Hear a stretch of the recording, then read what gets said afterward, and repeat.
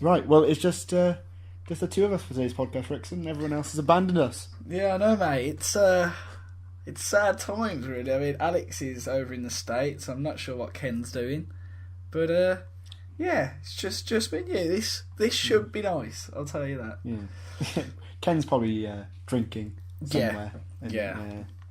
Or shagging his missus. One of those. Yeah, one of the two. But probably welcome to the Grid Watchers podcast, guys. It's episode. I think we've done 9 episodes so far. I don't even know. I should know. I'm the host, and I should really know the how many podcasts we've done. You But should. 9 episodes, I think. But yeah, the Azerbaijan. There we go. Got it out. Grand Prix was I call it a bumper car race, really, Ricks, and it was chaos, to say the least. Yeah, it was a great race. I mean, I tweeted before the race, saying 5 minutes before the 5 minutes, and then it'll be the worst race of the season, something like that. And that came to bite me, to be honest. I actually disappeared when they had the red flag.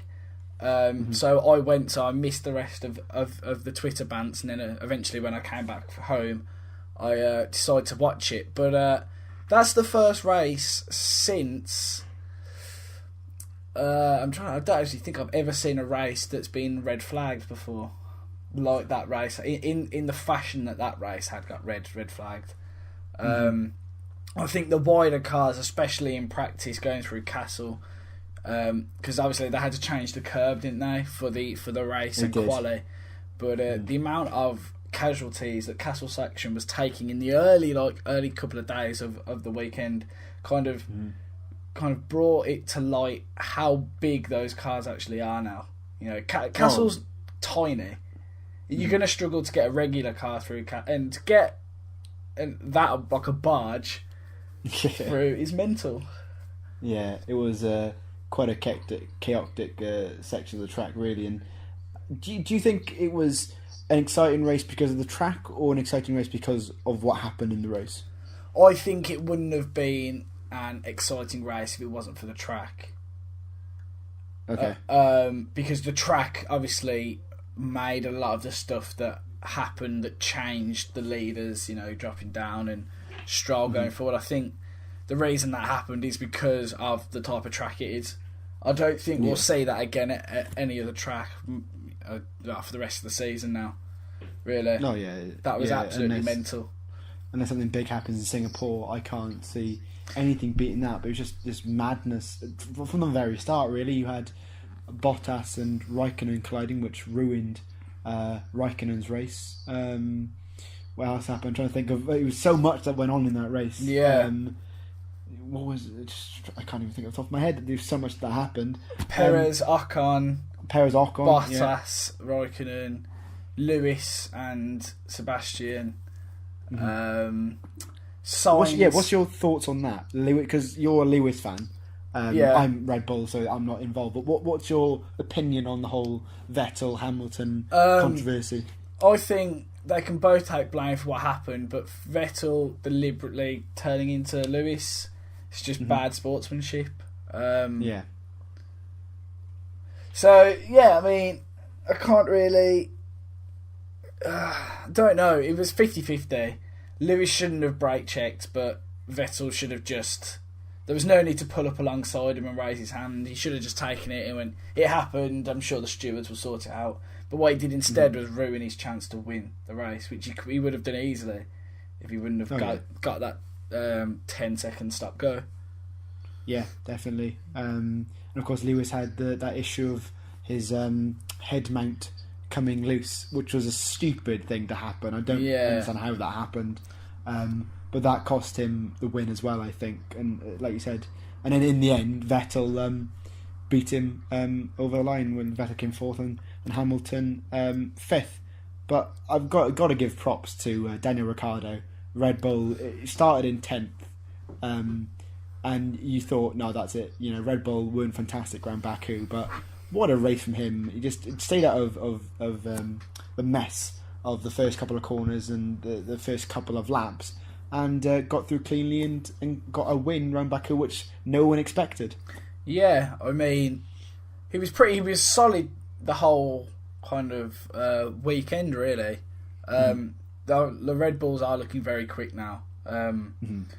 And for them to win a race this season, considering everybody thought it would be between the Merc and the Prancing Horses, I mean, it was good to see a pretty odd top 10, top 5. Obviously, Stroll being up there, Danny Rick being up there. That's kind of what we all hoped when they brought in these new cars. We're like, oh great, everybody's going to be back on a level playing field, and obviously the first couple of races came through and it wasn't like that. But obviously now to see that they are, like, the drivers are human, like Lewis and Vettel are human. They can do stupid stuff and silly things can happen to them. It may open up the championship for Red Bull to join back in now. With I saw a good tweet actually. A couple of guys were talking about how Lewis and Vettel are scrapping so much. Danny Rick's kind of squeezing in there. You know, he's winning. He's won a race. He's been solid all season. He's popping up on the podium nearly every week. So it's only a matter of time before I think those three. It might be a couple more races yet, but it could be. We could see those three scrapping for a championship. Maybe not this season, but next season. That would be called up a 3-car title race. I mean, two's a little bit too much for me. That's too much pressure on Lewis. But if it's 3, you know, could spice things up a bit. Definitely get some new people watching the sport for sure. Oh, definitely. I think, what year was it? Was it 2012 when you had? Was it 2011, 2012? You had 7 different winners in the 7 first races, or 6 different winners. One of the, I think it was 2011, 2012. But I agree with you. Having a hopefully Red Bull next season will turn it up. I think it's mainly an engine issue that is causing them to lag behind the Ferraris and the Mercedes cars. But on to the big controversy during the other bit of controversy during the race was the Force Indias again. They had controversy. Can't even say controversy in this episode. Controversy in Canada, and then they went, oh, hold my beer, and they just did it again, didn't they? Yeah, I mean, Perez was P2 at one point in that race, and he looked quick, like, and then obviously they had was it the safety car or the red flag? I think it was the first safety car. Yeah, I think so. Yeah, might have been the first safety car. But there was, obviously they had that crash, and they're just both very, very good drivers who both want to get points, you know. And because Force India, I said this in the last podcast, they aren't strict enough on their drivers. They just let them both race, and they don't care about what happened. Whereas if they thought about it more, you know, but actually, Perez, you want to move out the way, Ocon's faster, and if it doesn't work, do what Saubers do and switch them back. And I know Force India aren't Sauber, but you know, it's silly, it's petty stuff. They both slag each other off on the media. I mean, we've all seen that on Twitter and such. It's got kind of a Lewis Nico vibe to it. I mean, I'm not sure what you think, but that's kind of what I'm getting. One guy really wants to win, but the other guy wants it more, you know. And then the next race, the other guy wants it more. And they're always trying to one-up each other when they should just focus on trying to get points for the team, because for Force India, they aren't going to be winning a world championship anytime soon. So every point matters, you know, for them. Yeah, exactly. And, you know, it's they're a private team, so they need the money. They're not, you know, Mercedes, Ferrari, who have millions and millions of pounds to spend on their cars. So by messing up and not allowing team orders, they're destroying their chances of getting good points, and, you know, just helping, you know, the likes of Williams and Renault to catch up to them in the championship, which is not ideal for them. So speaking of Renault, Cheek, we cover this every single week. I just thought we'd briefly cover it now. Palmer. So he commented before the race, saying some stupid quote about how you have to something about street circuits that got memed to death. It did. Pretty quickly, and then obviously he crashed in free practice. Then he crashed again in the race. Actually, no, his engine blew up in the race, something like that. Yes, he probably crashed and just blamed everything. Yeah, but so yeah, I mean, I think Stroll finishing on the podium and Palmer crashing out again, it kind of puts the whole who's the worst driver, Stroll, Palmer thing to bed now, and we can definitely say that Palmer is the worst driver. And actually, I've just read as well a couple of hours ago that I think Kubica is going to be taking Palmer's seat for the Friday practice. Oh, that's tasty. That is tasty. Is it what race is it next? Austria in 2 weeks' time. Oh, yeah. Kubica in around the Red Bull Ring. That could be decent. That would be very nice to see. Yeah, Palmer. Did you see his interview with Jenny Gow for 5 Live? Yeah, she was really giving him they were giving each other a hard time, really, weren't they? But I didn't listen to all of it, but I heard he lashed out and was trying to give it large, something like that. Yeah, he was saying, "Oh, how on earth do I ever can I be positive when you always give me negative questions and all this sort of stuff?" And I was thinking, well, drive better, it's just don't crash, just finish races and you'll get some sort of respect, and it was just, he needs to go, really. He's only there because his dad bank rolls him, really. Well, that's not, I mean, he was a really good GP2 driver. Yeah. Well, he just hasn't stepped up though, has he? But obviously the step up is ridiculous. So maybe he can go to Formula E. They always need drivers. Yeah, God, yeah. That's like the noob journey to what AOR is. Yeah, definitely is. If you can't make it to AOR, go to SRL. If you can't make it to SRL, go to DRL. If you can't make it to DRL, the noob journey, mate. There you go. Yeah, that sounds about right, doesn't it?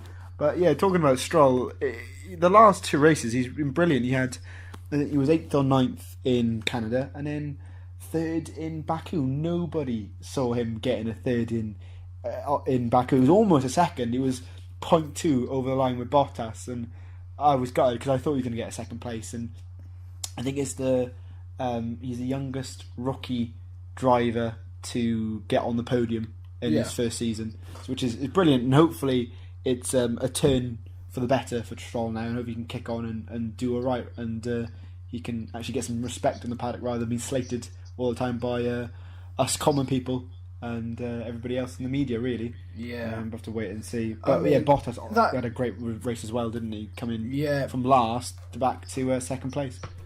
Yeah, going from 2nd to the bottom to 2nd again, he proved that he's going to be no pushover in that Merc.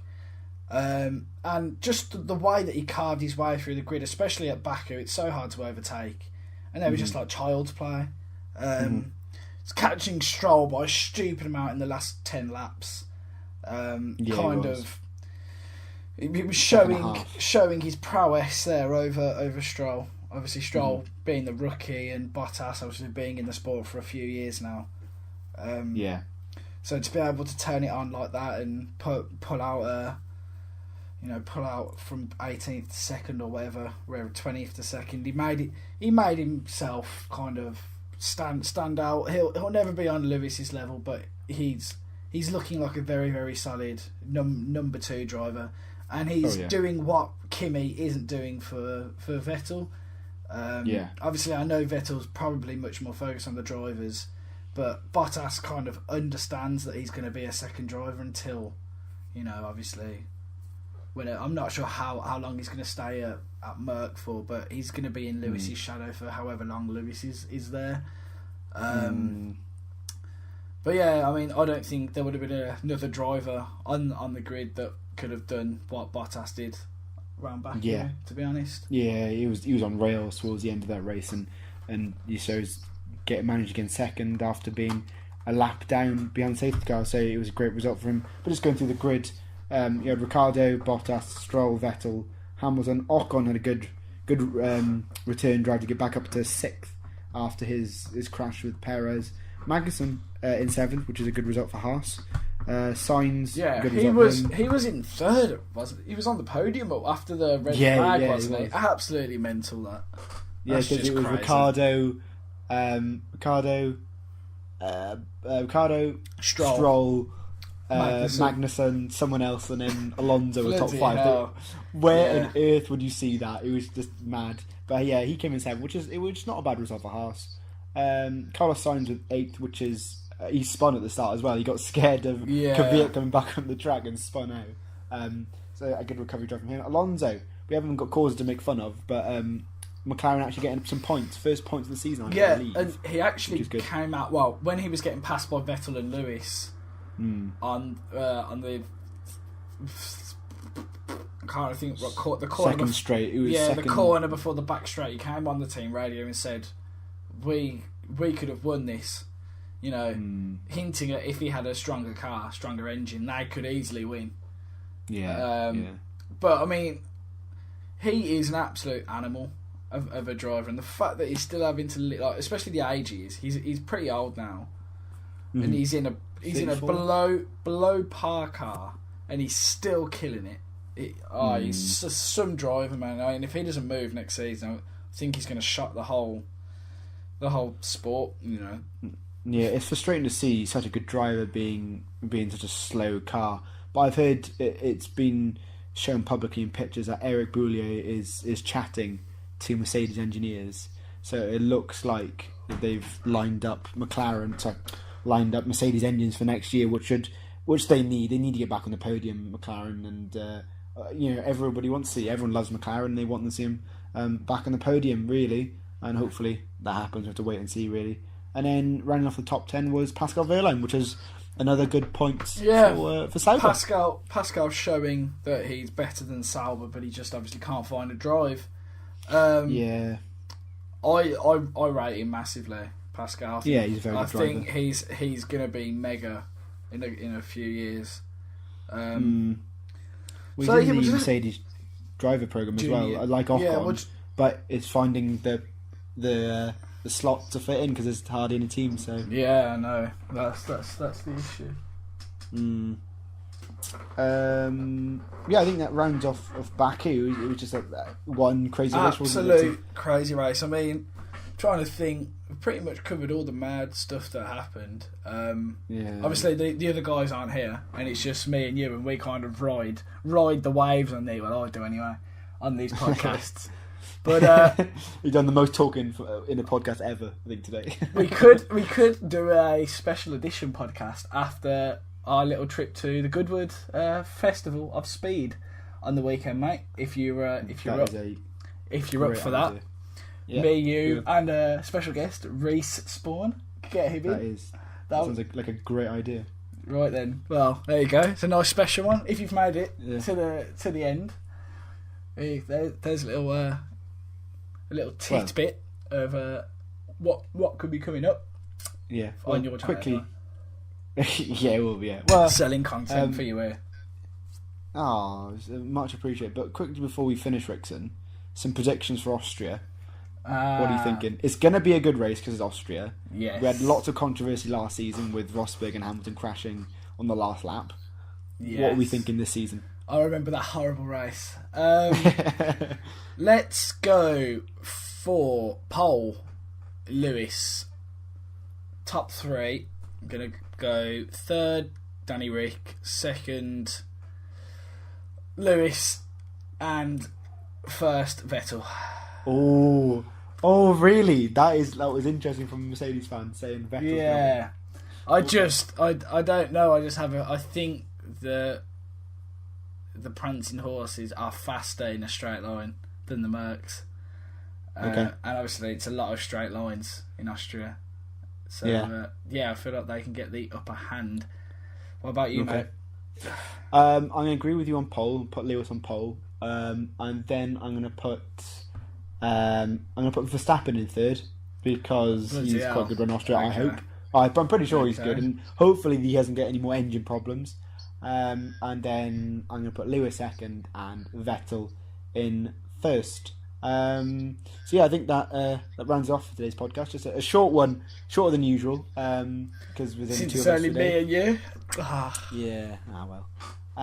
But yeah, thanks for listening to our podcast, guys. The audio link will be below, so if you want to listen to it on the go, you can do so, or you can watch it on YouTube, whatever you want to do. But yeah, keep an eye out. English, please. Keep an eye out on our other content. Like Rick said, we will do a Goodwood podcast, so keep an eye on that. And if you're going, let us know in the comments, because yes, fan meetup. Tweet us. Yeah, tweet us if you're there. We're going on the Friday if anybody's around. But yeah, thanks for listening, guys. Don't forget to check out Rickson's channel. It will be in the link below. Also check out Corsa and Semba. They will be in the link below. And we'll see you in a week's time for the next podcast, and 2 weeks for the next F1 podcast. So see you then. Good night.